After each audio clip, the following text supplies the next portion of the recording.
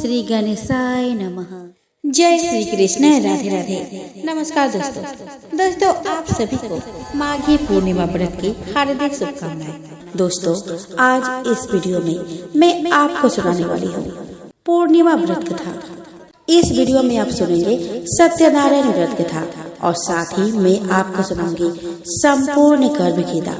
तो चलिए दोस्तों यह वीडियो शुरू करें।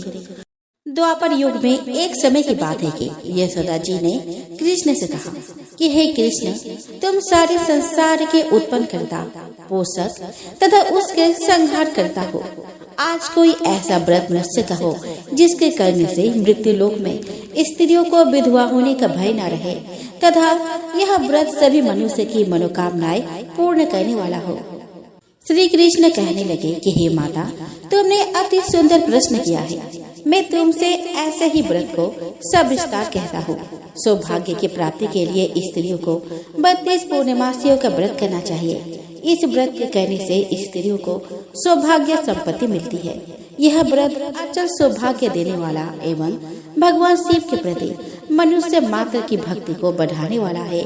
यशोदा जी कहने लगे कि हे कृष्ण, सर्वप्रथम इस व्रत को मृत्यु लोक में किसने किया था, इसके विषय में विस्तार पूर्वक मुझसे कहो। श्री कृष्ण जी कहने लगे कि इस भूमंडल पर एक अत्यंत प्रसिद्ध राजा चंद्रहास से पालित अनेक प्रकार के रत्नों से परिपूर्ण कातिका नाम की एक नगरी थी। वहाँ पर धनेश्वर नाम का एक ब्राह्मण था और उसकी स्त्री अति सुशीला रूपवती थी। दोनों ही उस नगरी में बड़े प्रेम के साथ रहते थे। घर में धन धान्य आदि की कमी नहीं थी। उनको एक बड़ा दुख था कि उनके कोई संतान नहीं थे। इस दुख से वह अत्यंत दुखी रहते थे। एक समय एक बड़ा तपस्वी योगी उस नगरी में आया। वह योगी उस ब्राह्मण के घर को छोड़कर अन्य सब घरों से भिक्षा लाकर भोजन किया करता था। रूपवती से वह भिक्षा नहीं लिया करता था। उस योगी ने एक दिन रूपवती से भिक्षा न लेकर किसी अन्य घर से भिक्षा लेकर गंगा किनारे जाकर भिक्षाने को प्रेम पूर्वक खा रहा था कि धनेश्वर ने योगी के यह सब कार्य किसी प्रकार से देख लिया। अपने भिक्षा के अनादर से दुखी होकर धनेश्वर योगी से बोला, महात्मन, आप सब घरों से भिक्षा लेते हैं परंतु मेरे घर की भिक्षा कभी नहीं लेते। इसका कारण क्या है? योगी ने कहा कि निसंतान के घर की भी पतितों के अन्न के तुल्य होती है और जो पतितों का अन्न खाता है वह भी पतित हो जाता है। चूँकि तुम निसंतान हो अतः पतित हो जाने के भय से मैं तुम्हारे घर की भिक्षा नहीं लेता हूँ। धनेश्वर यह बात सुनकर अपने मन में बहुत दुखी हुआ और हाथ जोड़कर योगी के पैरों में गिर पड़ा तथा आर्त भाव से कहने लगा कि हे महाराजा, यदि ऐसा है तो आप मुझको पुत्र प्राप्ति का उपाय बताइए। आप सर्वज्ञ हैं, मुझ पर अवश्य ही यह कृपा कीजिए। धन की मेरे घर में कोई कमी नहीं है परंतु मैं पुत्र न होने के कारण अत्यंत दुखी हूँ। आप मेरे इस दुख का हरण करें। आप सामर्थ्यवान हैं। यह सुनकर योगी कहने लगे कि हे ब्राह्मण, तुम चंडी की आराधना करो। घर आकर उसने अपने स्त्री से सब वृतांत कहा और स्वयं तप के निमित्त वन में चला गया। वन में जाकर उसने चंडी की उपासना की और उपवास किया। चंडी ने 16वें दिन उसको स्वप्न में दर्शन दिया और कहा, हे धनेश्वर, जा, तेरा पुत्र होगा परंतु वह 16 वर्ष की आयु में ही मृत्यु को प्राप्त हो जाएगा। यदि तुम दोनों स्त्री पुरुष 32 पूर्णिमासियों का व्रत विधि पूर्वक करोगे तो वह दीर्घायु होगा। जितनी तुम्हारी सामर्थ्य हो आटे के दिए जलाकर शिव जी का पूजन करना परंतु पूर्णिमासी को 32 जोत जाने चाहिए। प्रातः काल होने पर इस स्थान के समीप ही तुम्हें एक आम का वृक्ष दिखाई देगा। उस पर तुम चढ़कर एक फल तोड़कर शीघ्र अपने घर चले जाना। अपने स्त्री से सब वृतांत कहना। ऋतु स्नान के पश्चात वह स्वच्छ होकर श्री शंकर जी का ध्यान करके उस फल को खा लेगी। तब शंकर भगवान की कृपा से उसको गर्भ हो जाएगा। जब वो ब्राह्मण प्रातः काल उठा तो उसने उस स्थान के पास ही एक आम का वृक्ष देखा जिस पर एक अत्यंत सुंदर आम का फल लगा हुआ था। उस ब्राह्मण ने उस आम के वृक्ष पर चढ़कर उस फल को तोड़ने का प्रयत्न किया परंतु वृक्ष पर कई बार प्रयत्न करने पर भी वह न चढ़ पाया।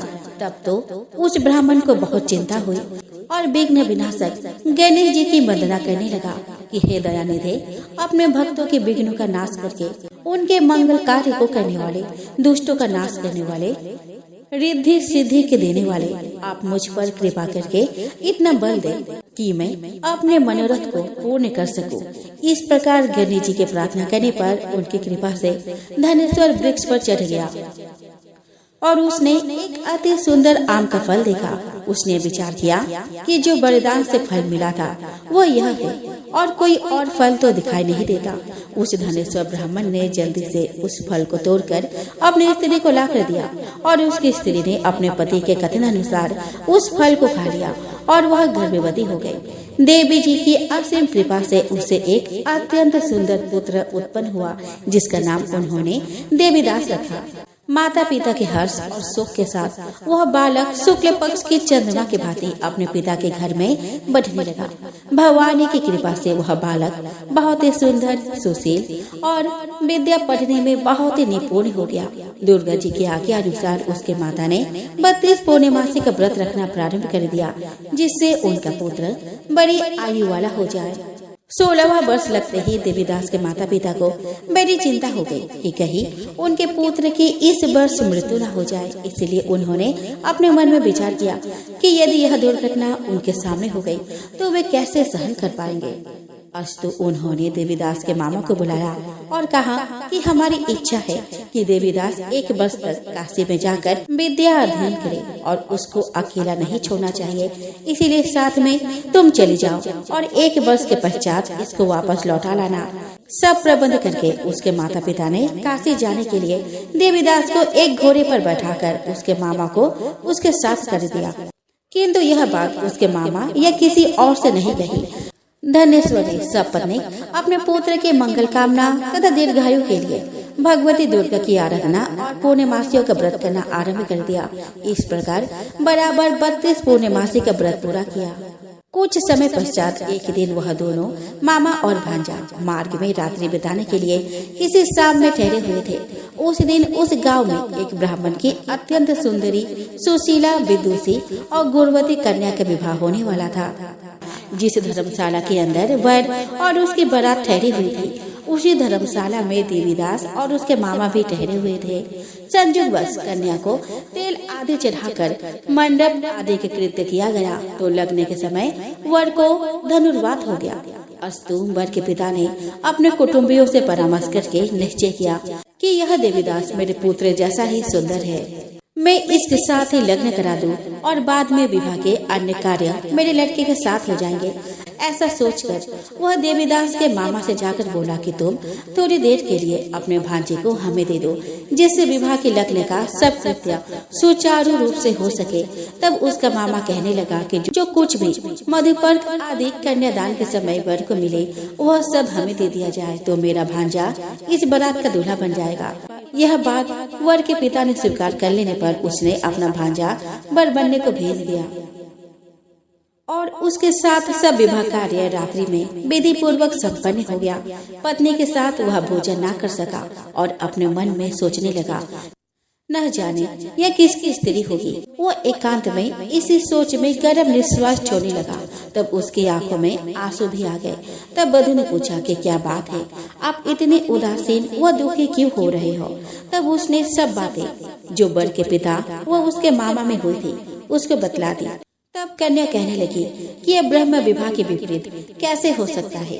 देव, ब्राह्मण और अग्नि के सामने मैंने आपको ही अपना पति बनाया है, इसीलिए आप ही मेरे पति है। मैं आपकी ही पत्नी रहूंगी, किसी अन्य की कदापि नहीं रहूंगी। तब देवीदास ने कहा कि ऐसा मत करिए, क्योंकि मेरी आयु बहुत थोड़ी है। मेरे पश्चात आपका क्या गति होगी, इन बातों को अच्छी तरह विचार कर लो। परंतु वह दृढ़ विचार वाली थी। बोली कि जो आपकी गति होगी वही मेरी गति होगी। हे स्वामी, आप उठिए और भोजन करिए, आप निश्चय ही भूखे होंगे। इसके बाद देवीदास और उसकी पत्नी दोनों ने भोजन किया तथा शेष रात्रि वे सोते रहे। प्रातः काल देवीदास ने अपनी पत्नी को 3 नगों से जड़ी हुई एक अंगूठी दी, एक रुमाल दिया और बोला कि हे प्रिय, इसे लो और संकेत समझकर स्थिर चित हो जाओ। मेरा मरण और जीवन जाने के लिए एक पुष्प वाटिका बना लो, उसमें सुगंधी वाली एक नव मल्लिका लगा लो। उसको प्रतिदिन जल से सींचा करो और आनंद के साथ खेलो कूदो तथा उत्सव मनाओ। जिस समय और जिस दिन मेरा प्राणांत होगा ये फूल सूख जाएंगे और जब ये फिर से हरी हो जाए तो आप जान लेना कि मैं जीवित हूँ।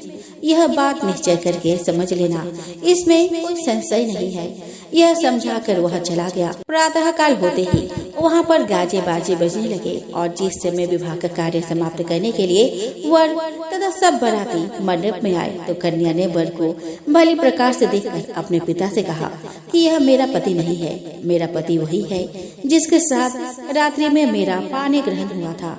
इसके साथ मेरा विवाह नहीं हुआ है। यदि यह वही है तो बताए कि मैंने इसको क्या दिया। मधुपर्क और कन्यादान के समय जो मैंने भूषण आदि दिए थे उन्हें दिखाए तथा रात में मैंने क्या गुप्त बातें कही थी वह सब सुनाए। पिता ने उसके कथन अनुसार वर को बुलाया। कन्या की यह सब बातें सुनकर वह कहने लगा कि मैं कुछ नहीं जानता। इसके पश्चात वह लज्जित होकर वह अपना सा मुंह लेकर चला गया और सारी बारात भी अपमानित होकर वहां से लौट गई। भगवान श्री कृष्ण बोले कि हे माता, इस प्रकार देवीदास काशी विद्याध्ययन के लिए चला गया। जब कुछ समय बीत गया तो काल से प्रेरित होकर एक सर्प रात्रि के समय उसको डसने के लिए वहां पर आया। उस विषधर के प्रभाव से उसके सलन का स्थान चारों ओर से विष के ज्वाला से विषैला हो गया, परंतु व्रतराज के प्रभाव से उसको काटने न पाया, क्योंकि पहले ही उसके माता ने 32 पूर्णिमा का व्रत कर रखा था। इसके बाद मध्याह्न के समय स्वयं काल वहाँ पर आया और उसके शरीर से उसके प्राणों को निकालने का प्रयत्न करने लगा, जिससे वह मूर्छित होकर पृथ्वी पर गिर पड़ा। भगवान की कृपा से उस समय पार्वती जी के साथ श्री शंकर जी वहाँ पर आ गए। उसको मूर्छित दशा में देखकर पार्वती जी ने भगवान शंकर से प्रार्थना की, हे महाराज, इस बालक के माता ने पहले 32 पूर्णिमा के व्रत किया था, जिसके प्रभाव से हे भगवान आप इसको प्राण दान दे। भवानी के कहने पर भक्त वत्सल भगवान शिव जी ने उसको प्राण दान दिए। इस व्रत के प्रभाव से काल को भी पीछे हटना पड़ा और देवीदास स्वस्थ होकर बैठ गया। उधर उसकी स्त्री उसके काल की प्रतीक्षा किया करती थी। जब उसने देखा कि उस पुष्प वाटिका में पत्र पुष्प कुछ भी नहीं रहे तो उसको अत्यंत आश्चर्य हुआ और जब वह वैसे ही हरी भरी हो गई तो वह जान गई कि वह जीवित हो गए हैं। यह देखकर वह बहुत प्रसन्न मन से अपने पिता से कहने लगी कि पिताजी, मेरे पति जीवित है, आप उनको ढूंढिए। जब 16वां वर्ष व्यतीत हो गया तो देवीदास भी अपने मामा के साथ काशी से चल दिया। उधर उसे ससुर उसको ढूंढने के लिए अपने घर से जाने वाले ही थे कि वह दोनों मामा भांजा वहां पर आ गए। उसको आया देखकर उसका ससुर बड़ी प्रसन्नता के साथ अपने घर में ले आया। उस समय नगर के निवासी भी वह इकट्ठा हो गए और सबने निश्चय किया कि अवश्य है इसी बालक के साथ इस कन्या का विवाह हुआ था। उस बालक को जब कन्या ने देखा तो पहचान लिया और कहा कि यह तो वही है जो संकेत करके गया था। तदुपरांत सभी कहने लगे कि भला हुआ जो यह आ गया और सब नगरवासियों ने आनंद मनाया। कुछ दिन बाद देवीदास अपने पत्नी और मामा के साथ अपने ससुर के घर से बहुत सा उपहार आदि लेकर अपने घर के लिए प्रस्थान किया। जब वह अपने गांव के निकट आया तो कई लोगों ने उसको देखकर उसके माता पिता को पहले ही जाकर खबर दे दी कि तुम्हारा पुत्र देवीदास अपनी पत्नी और मामा के सहित आ रहा है। ऐसा समाचार सुनकर पहले तो उन्हें विश्वास नहीं हुआ, किंतु जब और लोगों ने भी आकर उनकी बात का समर्थन किया तो उनको बड़ा आश्चर्य हुआ। लेकिन थोड़ी देर में देवीदास ने आकर अपने माता पिता के चरणों में अपना सिर रखकर प्रणाम किया और उसकी पत्नी ने अपने सास ससुर के चरणों का स्पर्श किया तो माता पिता ने अपने पुत्र और पुत्र वधू को अपने हृदय से लगा लिया और दोनों की आंखों से प्रेमाश्रु बह चले। अपने पुत्र और पुत्र वधू के आने की खुशी में धनेश्वर ने बड़ा भारी उत्सव किया और ब्राह्मणों को भी बहुत सी दान दक्षिणा देकर प्रसन्न किया। श्री कृष्ण जी कहने लगे कि इस प्रकार धनेश्वर 32 पूर्णिमाओं के व्रत के प्रभाव से पुत्रवान हो गया। जो भी स्त्रियां इस व्रत को करती है वे जन्म जन्मांतर में बेदब का दुख नहीं भोगती और सदैव सौभाग्यवती रहती है। यह मेरा वचन है इसमें कोई संदेह नहीं मानना। यह व्रत पुत्र पौत्रों को देने वाला तथा संपूर्ण मनोकामनाओं को पूर्ण करने वाला है। दोस्तों, सत्यनारायण भगवान की पूजा का बहुत अधिक महत्व होता है। श्री सत्यनारायण व्रत कथा के कुल 5 अध्याय है, जिनका श्रवण करने से मनुष्य के सभी कष्ट मिट जाते हैं। चलिए दोस्तों, हम श्रवण करें श्री सत्यनारायण भगवान व्रत कथा का पहला अध्याय। श्री सत्यनारायण भगवान की जय। श्रीमन नारायण नारायण नारायण, भज मन नारायण नारायण नारायण। एक समय की बात है, नैमिषा अरण्य तीर्थ में शौनकादि 88,000 ऋषियों ने श्री सूत जी से पूछा कि हे प्रभु, इस कलि युग में वेद विद्या रहित मनुष्य को प्रभु भक्ति किस प्रकार मिल सकती है तथा उनका उद्धार कैसे होगा। हे मुनि श्रेष्ठ, कोई ऐसा तप बताइए जिससे थोड़े समय में ही पुण्य मिले और मनोवांछित फल भी मिल जाए। इस प्रकार की कथा सुनने की हम लोग इच्छा रखते हैं। सभी शास्त्रों के ज्ञाता सूत जी बोले, हे वैष्णवों में पूज्य, आप सभी ने प्राणियों के हित की बात पूछी है, इसीलिए मैं एक ऐसे श्रेष्ठ और व्रत के बारे में आप लोगों को जरूर बताऊंगा जिसके बारे में नारद जी ने लक्ष्मी नारायण जी से पूछा था और लक्ष्मीपति श्री हरि ने नारद जी से कहा था। अब आप भी इसे सुनिए। एक समय की बात है, नारद जी दूसरों के हित की इच्छा के लिए अनेकों लोकों में घूमते हुए मृत्यु लोक में जा पहुँचे। यहाँ उन्होंने अनेक योनियों में जन्मे सभी मनुष्य को अपने कर्मों के अनुसार पीड़ा झेलते हुए देखा। उनका दुख देखकर नारद जी सोचने लगे कि ऐसा क्या किया जाए जिससे निश्चित रूप से मानव के दुखों का अंत हो जाए। इसी विचार पर मनन करते हुए वह विष्णु लोक में गए। वहाँ वह नारायण की स्तुति करने लगे और बोले कि हे भगवान, आप अत्यंत शक्ति से संपन्न हैं, निर्गुण स्वरूप, सृष्टि के कारण भक्तों के दुख को दूर करने वाले हैं। आपको मेरा प्रणाम। नारद जी की स्तुति सुन विष्णु भगवान बोले कि मुनि श्रेष्ठ, आपके मन में क्या बात है उसे निसंकोच कहो। इस पर नारद मुनि बोले कि मृत्यु लोक में अनेक योनियों में जन्मे मनुष्य अपने कर्मों के द्वारा अनेक दुख से दुखी हो रहे हैं। हे प्रभु, आप तो ये बताइए कि वो मनुष्य थोड़े प्रयास से ही अपने दुखों से कैसे छुटकारा पा सकते हैं।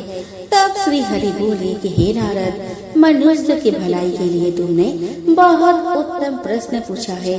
स्वर्गलोक और मृत्युलोक दोनों में एक दुर्लभ उत्तम व्रत है जो पुण्य देने वाला है। आज प्रेम वश होकर मैं उसे तुमसे कहता हूँ। श्री सत्यनारायण भगवान का व्रत अच्छी तरह विधान पूर्वक करके मनुष्य तुरंत ही यहाँ सुख भोग कर मरने पर मोक्ष पाता है। श्री हरि के वचन सुनकर नारद जी बोले कि उस व्रत का फल क्या है प्रभु और उसका विधान क्या है। यह व्रत किसने किया था, इस व्रत को किस दिन करना चाहिए, आप सब कुछ विस्तार से बताएं। नारद जी की बात सुनकर श्री हरि बोले, दुख व शोक को दूर करने वाला, यह सभी स्थानों पर विजय दिलाने वाला है। मानव को भक्ति व श्रद्धा के साथ शाम को श्री सत्यनारायण की पूजा धर्म परायण होकर ब्राह्मणों और बंदियों के साथ करने, साथ ही यथाशक्ति अनुसार भक्ति भाव से भगवान का भोग लगाए, आरती गाए और ब्राह्मणों सहित बंधु बांधवों को भी भोजन कराए। उसके बाद स्वयं भोजन करे, कीर्तन भजन के साथ भगवान की भक्ति में लीन हो जाए। इस तरह से सत्यनारायण भगवान का यह व्रत करने पर मनुष्य की सारी इच्छाएं निश्चित रूप से पूरी होती है। इस कली काल अर्थात कली युग में मृत्यु लोक में मोक्ष का यही एक सरल उपाय बताया गया है। श्रीमन नारायण नारायण नारायण, भज मन नारायण नारायण नारायण। श्री सत्यनारायण भगवान की जय। सत्यनारायण व्रत कथा का प्रथम अध्याय यहीं पर संपूर्ण होता है। दोस्तों, अब हम श्री सत्यनारायण भगवान व्रत का दूसरा अध्याय का श्रवण करते हैं। तो सूत जी बोले कि हे ऋषियों, जिसने पहले समय में इस व्रत को किया था उसका इतिहास कहता हूँ, ध्यान से सुनो। सुंदर काशीपुरी नगरी में एक अत्यंत निर्धन ब्राह्मण रहता था। भूख प्यास से परेशान वह धरती पर घूमता रहता था। ब्राह्मणों से प्रेम करने वाले भगवान ने एक दिन ब्राह्मण का वेश धारण कर उसके पास जाकर पूछा, हे विप्र, नित्य दुखी होकर तुम पृथ्वी पर क्यों घूमते हो? दीन ब्राह्मण बोला कि मैं निर्धन ब्राह्मण हूँ, भिक्षा के लिए धरती पर घूमता हूँ। यदि आप इसका कोई उपाय जानते हो तो बताइए। वृद्ध ब्राह्मण रूपी भगवान ने कहा कि सत्यनारायण भगवान मनोवांछित फल देने वाले हैं, इसीलिए तुम उनका पूजन करो। इसे करने से मनुष्य सभी दुखों से मुक्त हो जाता है। वृद्ध ब्राह्मण बनकर आए सत्यनारायण भगवान उस निर्धन ब्राह्मण को व्रत का सारा विधान बताकर अंतर्ध्यान हो गए। अगले दिन सुबह उठने के साथ ही उस बूढ़े ब्राह्मण ने मन में संकल्प किया कि सत्यनारायण का व्रत करूंगा, और फिर अपने नित्य कर्मों से फ्री होकर वो भिक्षा के लिए चल पड़ा। उस दिन उसे भिक्षा में बहुत सा धन प्राप्त हुआ। उसी धन से उसने परिवार के साथ भगवान श्री सत्यनारायण की पूजा की। इस व्रत के करने से कुछ दिन बाद उसके सभी दुखों और कष्ट दूर होने लगे और देखते ही देखते एक संपन्न और अनेकों संपत्तियों का मालिक बन गया।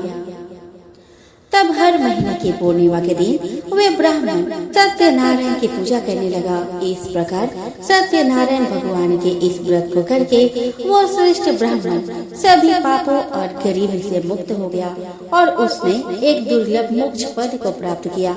इस तरह से सत्यनारायण भगवान के व्रत को जो मनुष्य करेगा वह सभी प्रकार के पापों से छूटकर मोक्ष को प्राप्त होगा। जो मनुष्य इस व्रत को करेगा वह भी सभी दुखों से मुक्त हो जाएगा।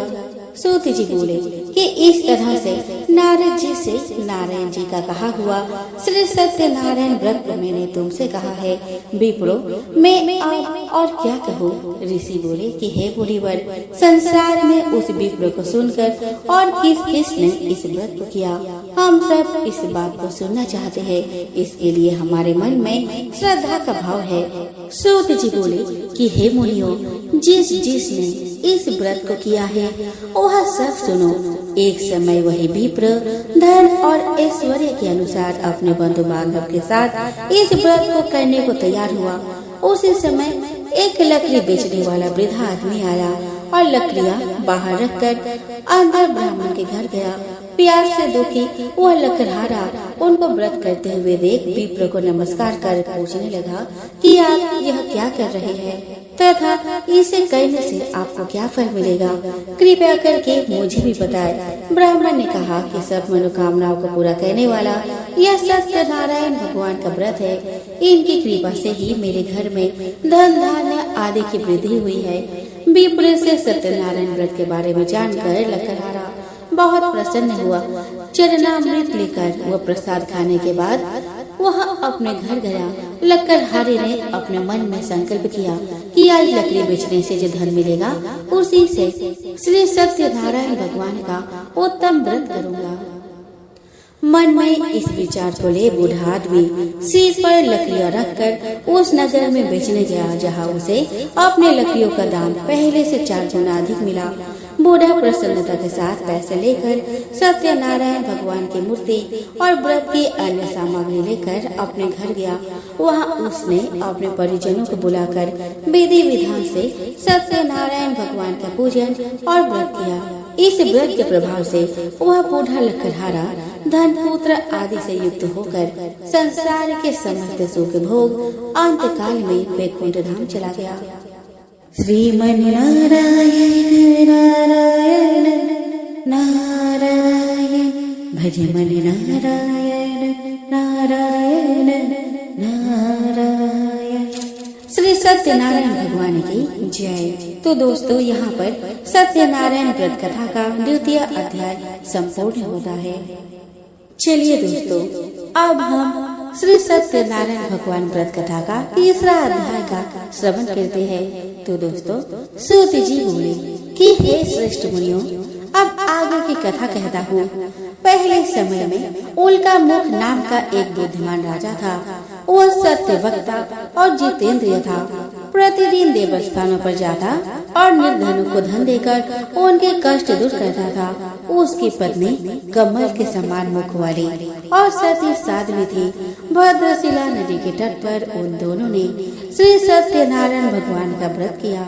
उसी समय साधु नाम का एक वैश्य आया। उसके पास व्यापार करने के लिए बहुत सा धन भी था। राजा को व्रत करते देखकर वह विनय के साथ पूछने लगा कि हे राजन, भक्ति भाव से पूर्ण होकर आप ये क्या कर रहे हैं? मैं सुनने की इच्छा रखता हूँ, तो आप कृपा करके मुझे बताएं।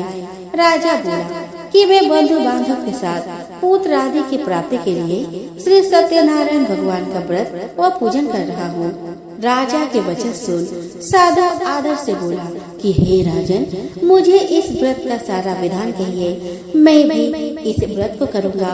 मेरी भी संतान नहीं है और व्रत को करने से निश्चित रूप से मुझे संतान की प्राप्ति होगी। राजा से व्रत का सारा विधान सुन व्यापार से निवृत्त हो वह अपने घर आया। साधु ने अपने पत्नी को संतान देने वाली इस व्रत का वर्णन कह सुनाया और कहा कि जब मेरी संतान होगी तब मैं इस व्रत को करूँगा। साधु ने इस तरह के वचन अपने पत्नी लीलावती से कहे। एक दिन लीलावती पति के साथ आनंदित हो संसारिक धर्म में प्रवृत्त होकर सत्यनारायण भगवान की कृपा से गर्भवती हो गई। 10वें महीने में उसके गर्भ से एक सुंदर कन्या ने जन्म लिया। माता पिता ने अपने कन्या का नाम कलावती रखा। एक दिन कलावती की माँ लीलावती ने अपने पति को याद दिलाया कि आपने सत्यनारायण भगवान के जिस व्रत को करने का संकल्प किया था उसे करने का समय आ गया है। आप इस व्रत को करिए। साधु बोला, हे प्रिय, इस व्रत को तो मैं उसके विवाह पर करूँगा।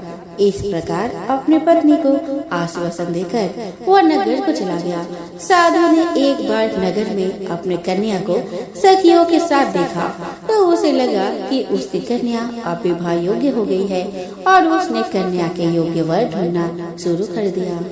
एक दिन वह साधु एक नगर में पहुंचा और वहां लड़के के सुयोग्य वानिक पुत्र को ले आया। सुयोग्य लड़के को देख साधु ने बंधु बांधवों को बुलाकर अपने पुत्र का विवाह कर दिया। लेकिन दुर्भाग्य की बात यह है कि साधु ने अभी भी सत्यनारायण भगवान का व्रत नहीं किया। दोस्तों, होना क्या था? इस पर से भगवान क्रोधित हो गए और श्राप दिया। अपने कार्य में कुशल साधु बनिया जमाई को लेकर समुद्र के पास स्थित होकर रत्नसारपुर नगर में गया। वहां जाकर दामाद ससुर दोनों मिलकर चंद्रकेतु राजा के नगर में व्यापार करने लगे। एक दिन भगवान सत्यनारायण की माया से एक चोर राजा का धन चुरा कर भाग रहा था। उसने राजा के सिपाहियों को अपना पीछा करते देख चुराया हुआ धन वहाँ रख दिया जहाँ साधु अपने जमाई के साथ ठहरा हुआ था। राजा के सिपाहियों ने साधु वैश्य के पास राजा का धन पड़ा देखा तो वह ससुर जमाई दोनों को बांध कर प्रसन्नता से राजा के पास ले गए कि उन दोनों चोरों को हम पकड़ लाए हैं। आप आगे की कार्यवाही की आज्ञा दे। राजा की आज्ञा से उन दोनों को कठिन कारावास में डाल दिया गया और उनका सारा धन भी उनसे छीन लिया गया। तो दोस्तों, श्री सत्यनारायण भगवान के श्राप से साधु की पत्नी भी बहुत दुखी हुई।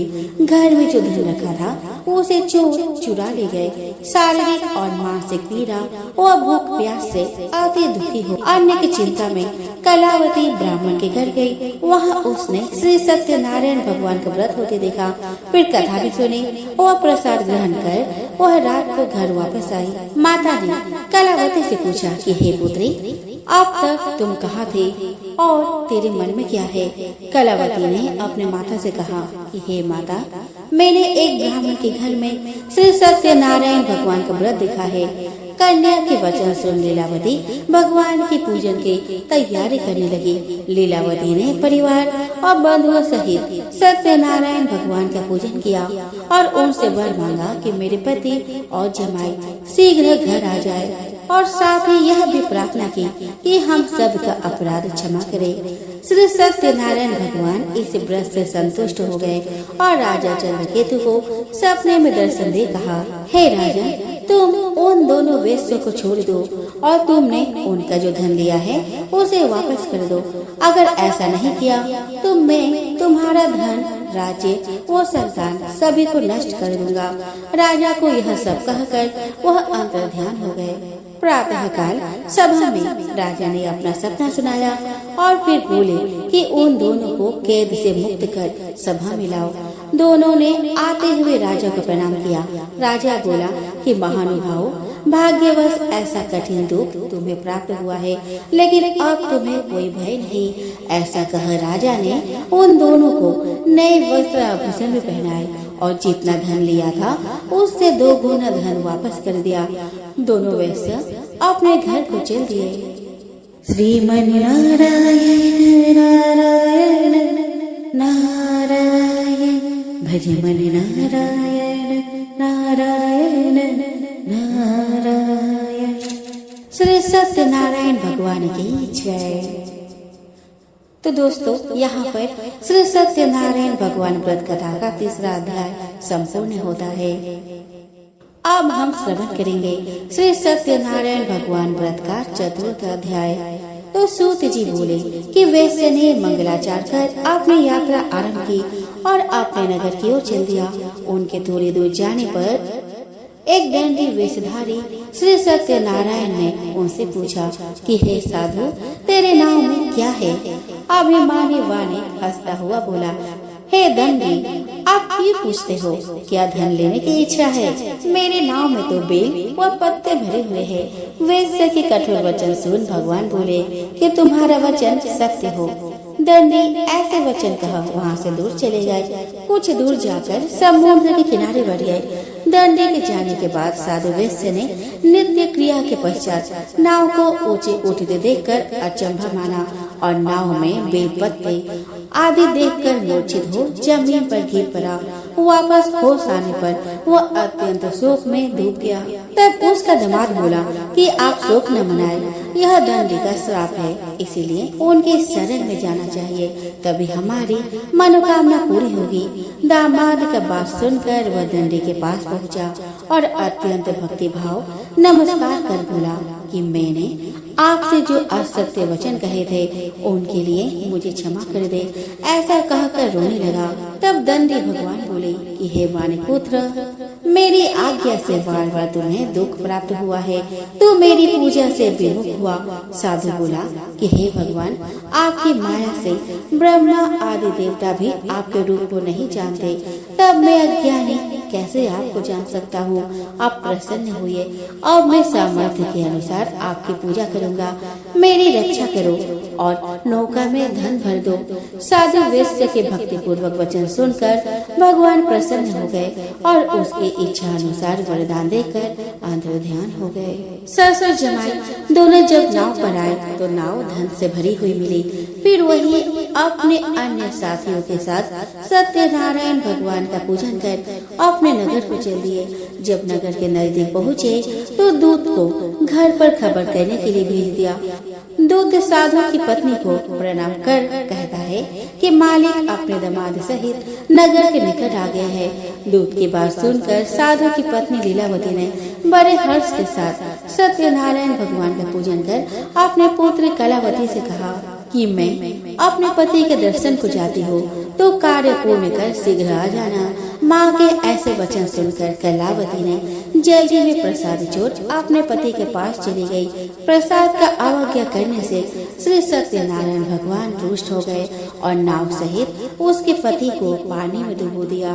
कलावती अपने पति को वहाँ न पाकर रोती हुई जमीन पर गिर गई। नौकाओं को डूबा हुआ देख और कन्या को रोता देख साधु दुखी होकर बोला कि हे प्रभु, मुझसे तथा मेरे परिवार से जो भूल हुई है उसे क्षमा करे। साधु के दीन वचन सुनकर श्री सत्यनारायण भगवान प्रसन्न हो गए और आकाशवाणी हुई कि हे साधु, तेरी कन्या मेरे प्रसाद को छोड़ कर आई है, इसीलिए उसका पति अदृश्य हो गया है। यदि वह घर जाकर प्रसाद खाकर लौटती है तो इसे इसका पति अवश्य मिलेगा। ऐसी आकाशवाणी सुन कलावती ने वैसे ही किया जैसा आकाशवाणी के दौरान भगवान ने कहा। और फिर प्रसाद ग्रहण करने के बाद जो वो वापस आई तो अपने पति के दर्शन करके अत्यंत प्रसन्न हुई।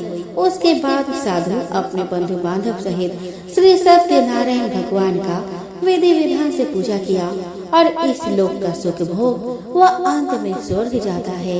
श्रीमन नारायण नारायण नारायण भज मन नारायण नारायण नारायण। तो दोस्तों, यहाँ पर श्री सत्यनारायण भगवान का चौथा अध्याय समाप्त होता है। बोलो श्री सत्यनारायण भगवान की जय।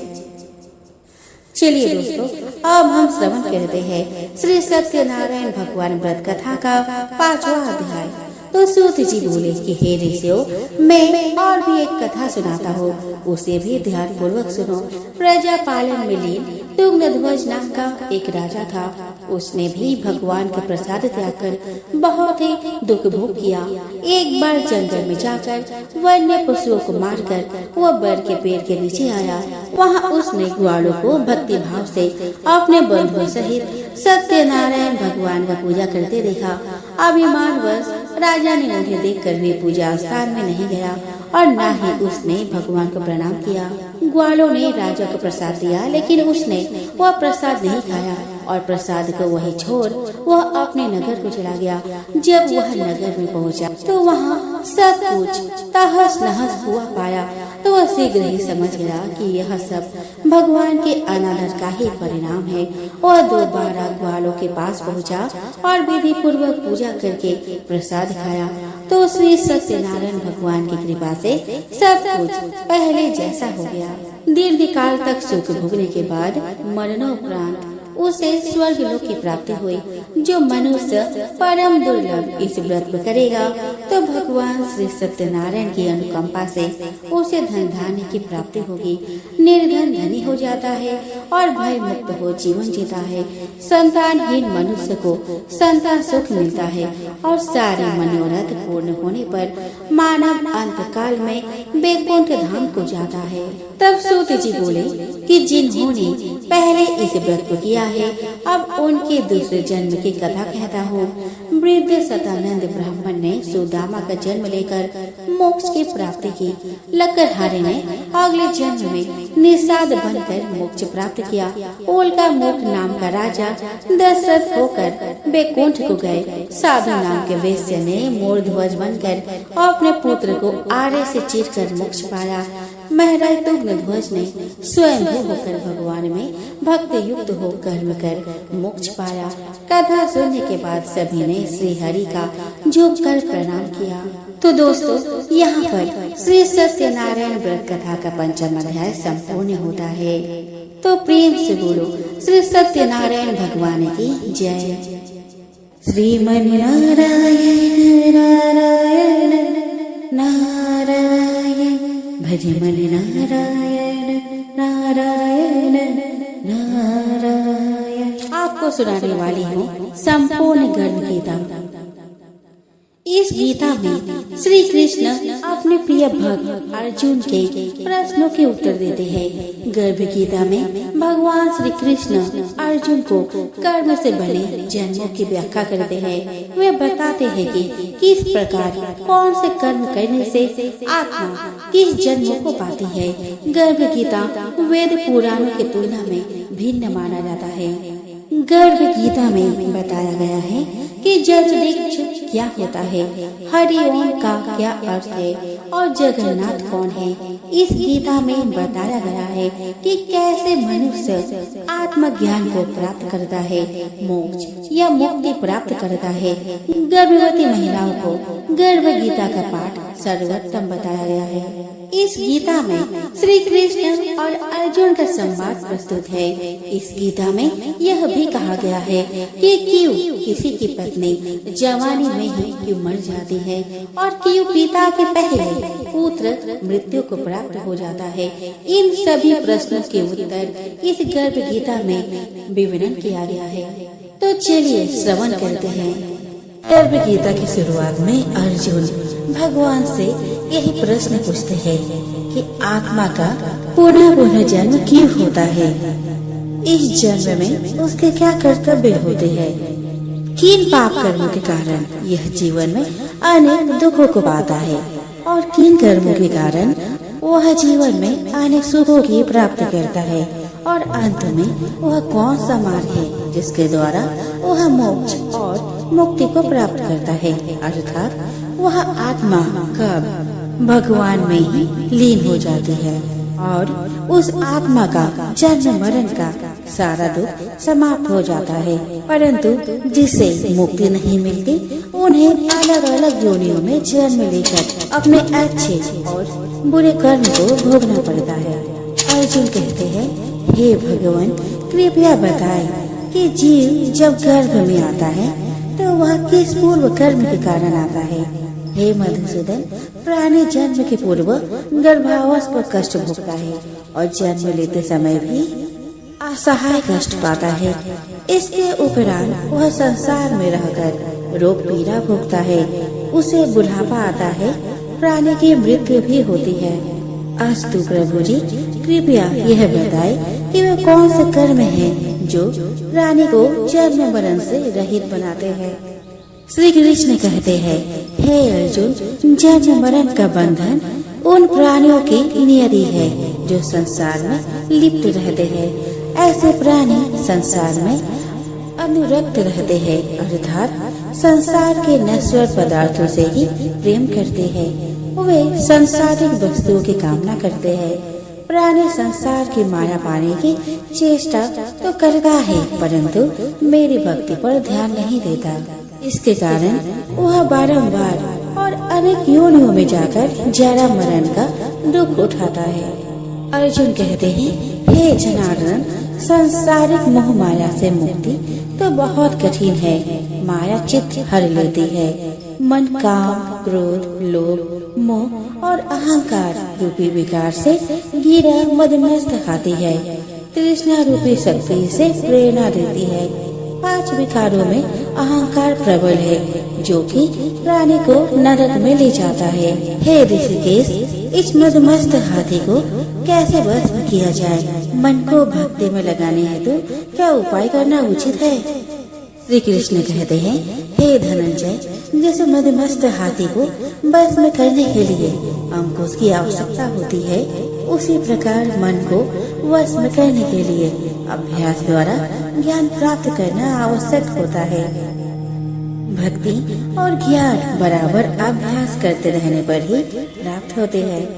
अर्जुन कहते हैं, हे मधुसूदन, आपके भक्ति के लिए कोई वन खंडों में जा रमते हैं और कोई बैरागी बनकर स्थान स्थान पर भ्रमण करते रहते हैं। हे प्रभु, कृपया बताएं कि आपकी भक्ति कैसे मिल सकती है।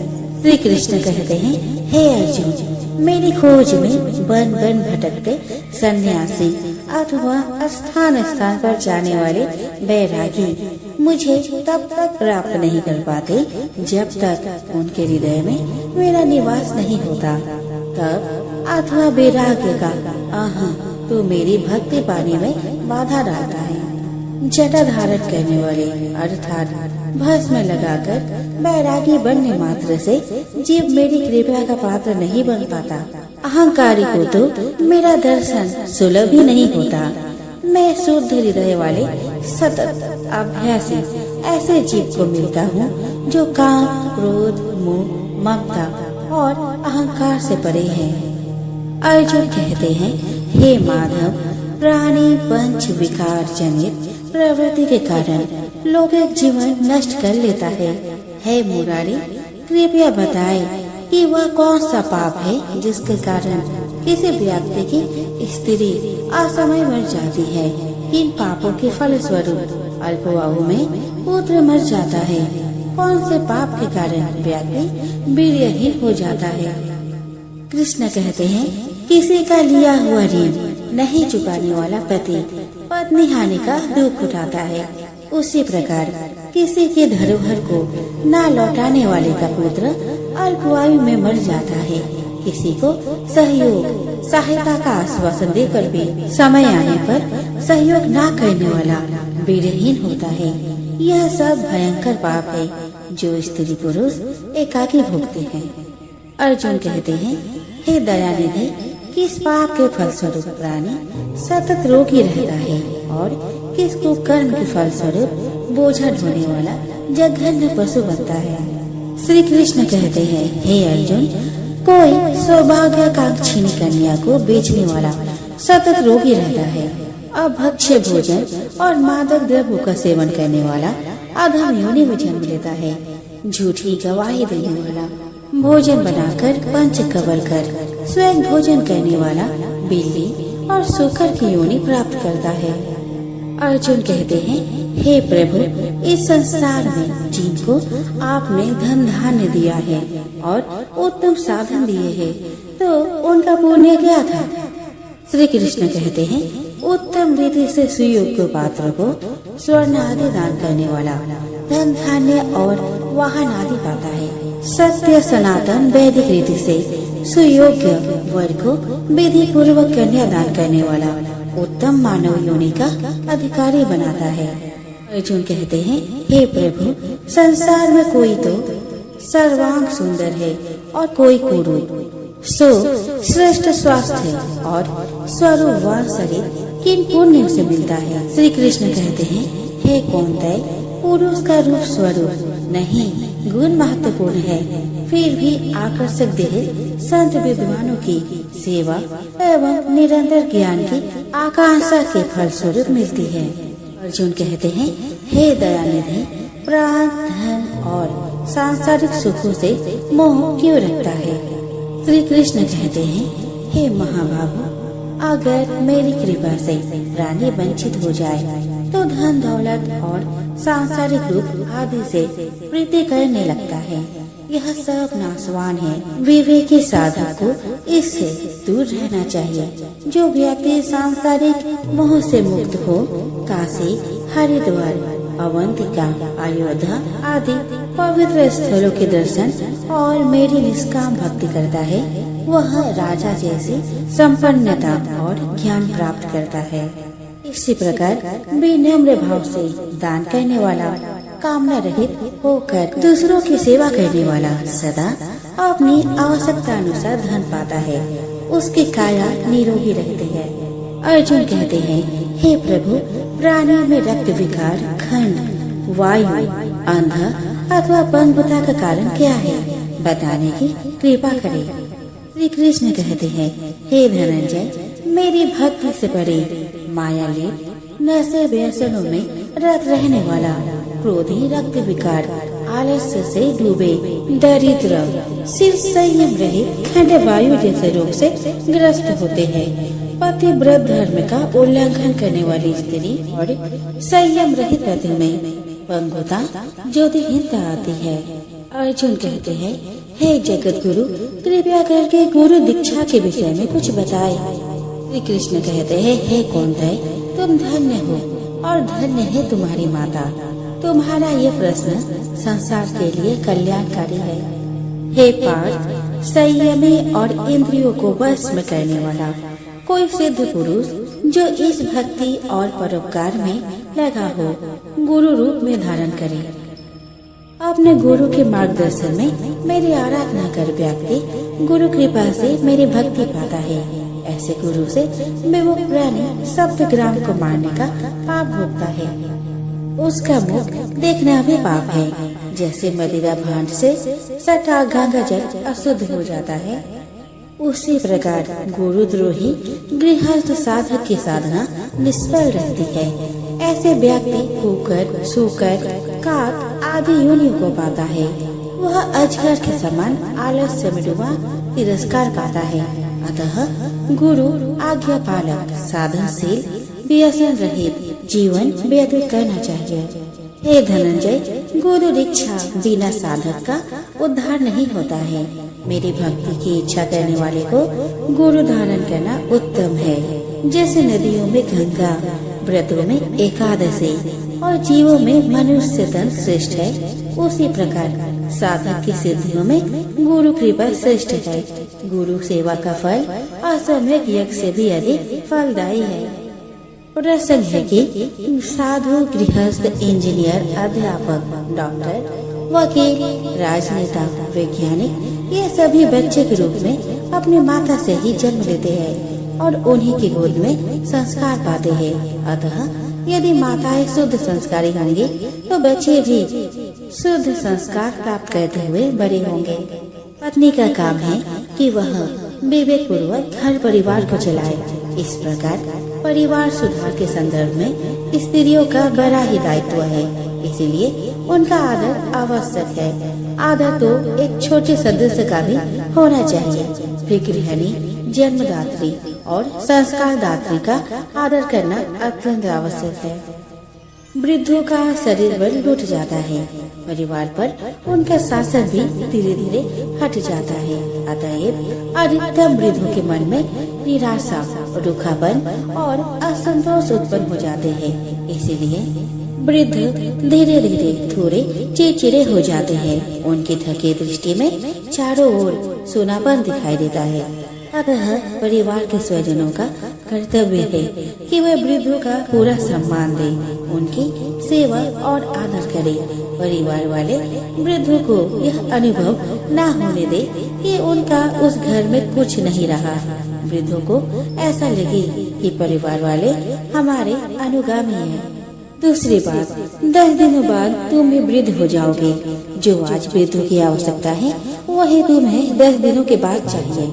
अपने ही कर्मों के फल भोग सबको मिलते हैं। अगर तुम वृद्धों की सेवा किए रहोगे तो तुम्हें भी बुढ़ापे में सेवा मिलेगी। अपने को सेवा की आवश्यकता पड़े या ना पड़े, हम वृद्धजनों की सेवा करें और उन्हें सम्मान दें। गृहस्थ और मठाधीशों का परम कर्तव्य है दरवाजे पर आए हुए अतिथि एवं अभ्यागत का यथा योग्य सत्कार करना। यह भारतीय नीति शास्त्र का नियम है। अभ्यागत गुरु के समान आदरणीय है। जहाँ अभ्यागत का आदर व सम्मान नहीं होता, वे परिवार तथा समाज उस जमीन की तरह उन्नतिहीन हो जाते हैं। अतिथि सत्कार से सुकीर्ति और संपत्ति बढ़ती है। जहाँ शाम को इकट्ठे होने पर अपने विचारों और बातों को एक दूसरे के सामने रखते, एक दूसरे के सामने पढ़ने पर गंभीर हो जाते हैं। एक साथ न भोजन करते और न बैठते हैं। समझ लो ऐसा परिवार एवं समाज का विघटन शीघ्र होने वाला है। परिवार एवं समाज के लोग जब शाम को इकट्ठे होते हैं तब वे यदि एक दूसरे से हंस हंस कर बातें करते हैं तो मालिक को अपने अपने कर्मों का लेखा जोखा देते तथा एक दूसरे को निश्चल होकर बताते हैं। तब यह निश्चित समझा जाता है कि इस परिवार एवं समाज के लक्षण शुभ है। कोई व्यापार घाटे में चले तो यह कोई व्यापार नहीं। व्यापार वही सफल है जिसमें मूलधन तो बना ही रहे किंतु मुनाफा में निरंतर वृद्धि होती जाए। अधिकतम लोगों का यह व्यापार घाटे में ही चलता है। अधीर अवस्था में जो कुछ प्रसन्नता से वह सब भी बुढ़ापे में काफूर हो जाते हैं। इस प्रकार मानव जीवन रूपी व्यापार निरंतर घाटे में चलकर अंत में इसका दिवाला बिक जाता है। बहुत कामना, अहंकार, प्राणियों से द्वेष, बात बात में क्रोध एवं द्रोह, असहनशीलता, कुछ भी घाटा न उठाकर थोड़े थोड़े में मुकदमेबाजी आदि करके लोग अपनी जिंदगी को नर्क के जैसा बना लेते हैं। हंस हंस कर प्रसन्नता में जीने योग्य जीवन को ईर्ष्या, द्वेष, दुख, संताप में जल जल कर जीते हैं।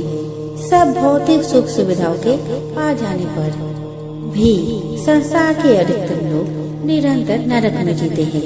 ईर्ष्या, द्वेष, कलह, बेमनस्य, वेर, चिंता, मानसिक उलझन आदि से लोग निरंतर पीड़ित रहते हैं। मनुष्य के अंदर जितना स्वार्थ तीव्र होगा वह उतना ही राग द्वेष का शिकार होगा और ऐसा आदमी कभी शांत नहीं हो सकता। धन चाहे थोड़ा हो परंतु मन पवित्र हुए बिना जीवन में सुख नहीं मिलता। मन की पवित्रता के लिए संतों एवं सज्जनों की संगति और मन में शुद्ध और अच्छे विचार चाहिए। जीवन का आखिरी हिस्सा बुढ़ापा है। कहा जाता है कि अंत अच्छा तो सब अच्छा, परंतु दुर्भाग्य है कि अधिकतम लोगों का बुढ़ापा सर्वाधिक दुखपूर्ण हो जाता है। तो दोस्तों यही पे मेरा ये वीडियो समाप्त होता है। आशा करती हूँ कि आपको हमारी ये वीडियो अच्छी लगी हो। जाते जाते मैं आप सभी को कहना चाहती हूँ, सभी को गर्भ गीता का अनुशीलन अवश्य करना चाहिए। साथ ही यह मान्यता भी है कि जो गर्भवती महिलाएं गर्भ गीता का श्रवण करती है उसका गर्भस्थ शिशु अच्छे संस्कार ग्रहण करता है। जन्म लेने के बाद वो आदर्श जीवन व्यतीत करता है। हमारी वीडियो को अंत तक सुनने के लिए धन्यवाद।